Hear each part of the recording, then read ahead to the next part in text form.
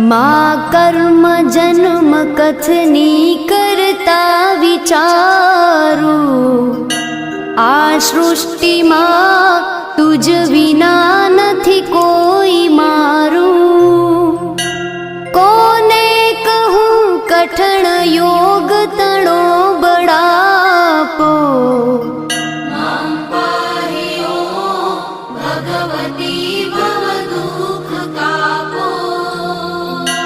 हूँ काम क्रोध मद मोह थकी छकेलो, आडंबरे अति घणो मद थी बकेलो। दोषो थकी दूषित ना करी माफ पापो,